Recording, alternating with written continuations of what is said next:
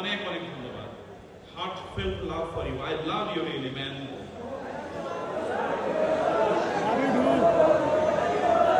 সত্যি মুগ্ধ করার মতো একটা বিস্ময়কর একটা দৃশ্য আমি ভেতরে এবং বাইরে দেখতে পেয়েছি।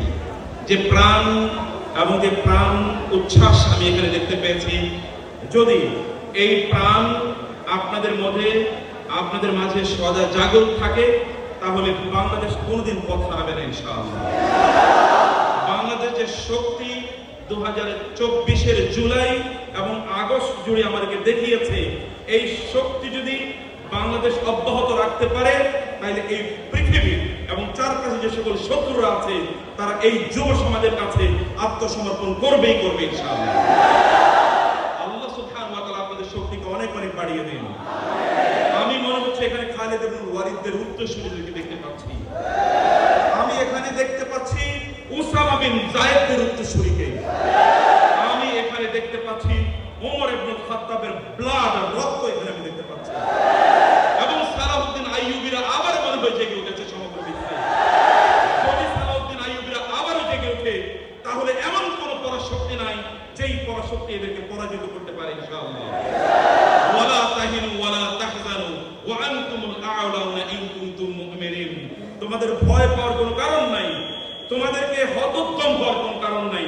তোমরাই বিজয়ী বিজয়ী যদি তোমরা ঈমানদার হয়ে থাকো। নোয়াখালী সরকারি কলেজ আমার প্রাণের স্পন্দন। দীর্ঘদিন পর্যন্ত এই অনুভূতি আমার মাঝে থাকবে। এটা খুবই দামি। কোন সুস্বাদু যদি কোনো মিষ্টি কেউ গ্রহণ করে, দীর্ঘদিন পর্যন্ত যেমনই ভাবে দীর্ঘক্ষণ পর্যন্ত জিহ্বায় তার স্বাদ রেশ থাকে, আশা করছি আজকের এই আয়োজনের রেশ এবং একটা টেস্ট দীর্ঘদিন পর্যন্ত আমাদের মাঝে থাকবে ইনশাআল্লাহ। ইন্নাল হামদুলিল্লাহ ওয়াসসালাতু ওয়াসসালামু আলা রাসূলিল্লাহ ওয়া আলা আলিহি ওয়া আসহাবিহি ওয়া মান ওয়ালা, আম্মা বা'দ। ফাআউযু বিল্লাহি মিনাশ শাইতানির রাজীম।